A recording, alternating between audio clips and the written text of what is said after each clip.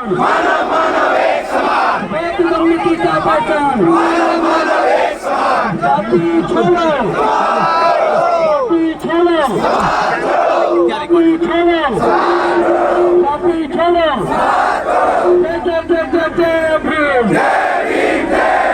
जय जय जय जय जय भीम, जय जय जय जय जय भीम, जय भीम, हमारा नारा समता मैत्री भाईचारा, हमारा नारा, हमारा नारा। साथियों, सबसे पहले तो मैं आप सबका आभार व्यक्त करता हूँ। आज एक ऐतिहासिक दिन है। आज ही के दिन 14 अक्टूबर 1970 को डॉक्टर बाबा साहब अम्बेडकर जी ने इस जातिगत व्यवस्था से तंग आकर, क्योंकि इस जातिगत व्यवस्था में, इस सामाजिक व्यवस्था में कोई जन्म से नीच है, कोई जन्म से ऊंच है। चलो ये सच्चाई नहीं है, ये सच्चाई नहीं है। सच्चाई है जब कोई बीमार हो जाता है, किसी को कोई गंभीर बीमारी हो जाती है तो डॉक्टर उसको कहता है तुम्हारा बड़ा ऑपरेशन होगा, आप 20 यूनिट ब्लड का इंतजाम करें। पूरे दुनिया में मुझे कोई एक ऐसा पीड़ित मरीज बता दो जिसका ऑपरेशन हुआ हो, जिसको 20 यूनिट ब्लड की जरूरत पड़ी हो और उसने ये कहा हो कि मुझे केवल ब्राह्मण का ब्लड चाहिए। कोई एक एग्जाम्पल बता दो उसने ये कहा हो मुझे हिंदू का मुसलमान का ब्लड चाहिए। कोई एक एग्जाम्पल बता दो तो ये कहे मुझे केवल क्षत्रिय का ब्लड चाहिए। एक्चुअली जानवर का ब्लड इंसान को चढ़ नहीं सकता, जानवर का खून इंसान को नहीं चढ़ सकता, इंसान को केवल इंसान का खून चढ़ सकता है। इसका मतलब पूरी दुनिया में इंसान पैदा किया और इंसानों ने जातियां बनाई है। अमेरिका में जाति नहीं है, जापान में जाति नहीं है, चाइना में जाति नहीं है, इंग्लैंड में जाति नहीं है, फ्रांस में जाति नहीं है, जर्मनी में जाति नहीं है, कोरिया में जाति नहीं है, न्यूजीलैंड में जाति नहीं है, ऑस्ट्रेलिया में जाति नहीं है, इटली में जाति नहीं है, पूरी दुनिया में कहीं पर भी जाति नहीं है। जाति केवल भारत में है। आपको समझना होगा ये जाति भारत में किसने बनाई, ये जाति भारत में किसने बनाई और इस जाति के बनने से किसको फायदा हुआ और इस जाति के बनने से किसको नुकसान हुआ। मैं पूछना चाहता हूँ आप सबको, आपको जाति के बनने से नुकसान हुआ या नहीं हुआ? आए दिन बहन बेटियों की इज्जत लूट के हत्या हो रही है, नहीं हो रही? राष्ट्रपति जी को जगन्नाथपुरी में नहीं घुसने दिया, IPS ऑफिसर को 1 साल पहले राजस्थान के अंदर दिल्ली से 150 किलोमीटर की दूरी पर अपनी बारात घोड़ी पे निकालने के लिए कितना संघर्ष करना पड़ा। IPS ऑफिसर को पूरे गांव को छावनी बनवाना पड़ा, तब कहीं जाकर उसकी घोड़ी पर बारात निकली। तो ये क्या ऐसे भारत मजबूत होगा? भारतीय जनता पार्टी के सांसद पूरे के पूरे एक धर्म को मानने वाले लोगों को आतंकित कर रहे हैं। कहाँ है दिल्ली पुलिस, कहाँ है न्यायालय? ऐसे देश चलेगा क्या? ऐसे नफरत पैदा करने वाले आतंकवादी में गतिविधि वाले बयानों को आखिर पुलिस कार्रवाई क्यों नहीं करती? क्या भारत की पुलिस भारतीय जनता पार्टी की कार्यकर्ता हो गई है? क्या देश की NIA, CBI, ED क्या भारतीय जनता पार्टी की कार्यकर्ता हो गई है? शर्मनाक बात है। हमारी बहन बेटियों की इज्जत लूटी जा रही है, इज्जत लूट कर हत्या की जा रही है। हत्या करने वाले लोगों के साथ हत्या करने वाले लोगों का समाज महापंचायत करता है। शर्म नहीं आती क्या? इंद्र मेघवाल को जिन्होंने घड़ा छूने पर हत्या कर दी, हत्यारों के फेवर में महापंचायत की जाती है। कितना शर्मनाक है। क्या हम भारत के लोग नहीं हैं? हम तो भारत के मूल निवासी हैं, हमने तो भारत का निर्माण किया है। जो लोग हमारी बहन को ये कह के कि उसके हाथ का बना खाना नहीं खाएंगे क्योंकि ये दलित ने बनाया है, मैं उनसे पूछना चाहता हूँ, उस दलित भोजन माता को के हाथ का खाना बना खाने से तो आपने इनकार कर दिया, लेकिन जिन सड़कों पर आप चलते हो उन सड़कों को मेरे समाज के लोग मजदूर के तौर पर बनाते हैं। जिन घरों में आप रहते हो उन घरों का निर्माण मेरे समाज के लोग मजदूर के तौर पर करते हैं। जिन कपड़ों को आप पहनते हो उन कपड़ों को बनाने का काम मेरे समाज के लोग करते हैं। जिन जूतों को और चप्पलों को आप पहनते हो ना, उसको भी बनाने का काम मेरे समाज के लोग करते हैं।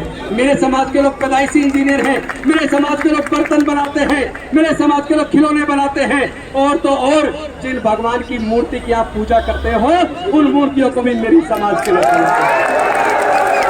इस तरीके से देश नहीं चलेगा। देश नफरत से नहीं चल सकता, देश प्यार से चलेगा। भारत से बुद्ध का धर्म शांति और मानवता का संदेश लेकर पूरे दुनिया में गया, पूरे दुनिया ने स्वीकार किया, तो फिर भारत को तकलीफ क्यों? कहां भारत दुनिया में नंबर 1 देश होता था? दुनिया के बाहर से लोग पढ़ने के लिए भारत में नालंदा यूनिवर्सिटी, विक्रमशिला यूनिवर्सिटी भारत में पढ़ने आते थे, तक्षशिला यूनिवर्सिटी आते थे। आज भारत की आप लोगों ने उन धर्म शास्त्रों का निर्माण करके हजारों साल तक हमारे लोगों को पढ़ने लिखने पर धार्मिक बंदिश लगा के रखी। हजारों साल तक आपने हमारे लोगों के पढ़ने के साथ साथ उनके व्यापार करने पर, संपत्ति रखने पर धार्मिक बंदिश लगा के रखी। हजारों साल तक हमारे लोगों को मानवता का दर्जा नहीं दिया, जानवर से भी बदतर हालत करके रखी। भला हुए डॉक्टर बाबा साहब अम्बेडकर, मैं आपको नमन करता हूँ। आपने हमें मान सम्मान का जीवन दिया है। अगर मैं एक MLA हूँ और मंत्री बन पाया तो ये मेरी खुद की काबिलियत नहीं थी, ये डॉक्टर बाबा साहब अम्बेडकर के बलिदान की वजह से हो पाया। हमारे लोगों को कोई कुछ देने को तैयार नहीं है, तो जो कुछ हुआ है डॉक्टर बाबा साहब अम्बेडकर की कुर्बानी की वजह से हुआ है। मुझे दुख इसलिए है कि डॉक्टर बाबा साहब अम्बेडकर ने हमारे लिए अपना पूरे 4 बच्चे गंवा दिए, जवानी में अपनी पत्नी को गंवा दिया, उसके बावजूद हमारे लिए पूरी जिंदगी लगा दी, अपना पूरा जिंदगी हमारे लिए जला दी। पर हमने क्या किया? हमने उस व्यवस्था को मजबूत किया जिन्होंने हजारों साल तक हमें गुलाम बनाए रखा। मजबूत कैसे किया? आपको सोचना नहीं चाहिए क्या कि जाति किसने बनाई? पूरी दुनिया में जाति नहीं है, और जाति बनने से फायदा किसको हुआ और नुकसान किसको हुआ? जिसका नुकसान जाति की वजह से है, वो जाति में बटा हुआ क्यों है? साथियों, तुम अपने अंदर फैले जातिवाद को कब खत्म करोगे? दूसरों लोगों से उम्मीद करते हो कि वो जातिवाद खत्म कर दे, वो छूत खत्म कर दे, और आप अपने अंदर जातियों को लेकर जिंदा रखे हुए हो, बोर्ड लगाते हो, द ग्रेट चमार, the great Valmiki, the great Khatik. शर्म नहीं आती? जब आप जाति खुद खत्म करने को तैयार नहीं हो तो दूसरे लोग जाति कैसे खत्म करेंगे? पहले आप लोग संकल्प लीजिए कि आप लोग जातियों को छोड़ने को तैयार हो, आपस में रोटी बेटी का रिश्ता करने को तैयार हो।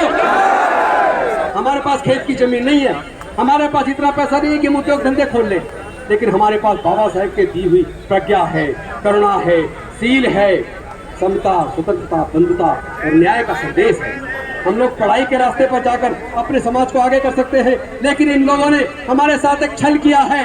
इन्होंने भारत में शिक्षा को बर्बाद कर दिया। क्योंकि हमने सर्वे किया है, देश के अंदर जितने सर्वोच्च न्यायालय, उच्च न्यायालय के जजेज हैं, देश के अंदर जितने सीनियर प्रोफेसर हैं, सीनियर साइंटिस्ट, सीनियर डॉक्टर हैं, वो सब लोग सरकारी स्कूल से पढ़े हैं।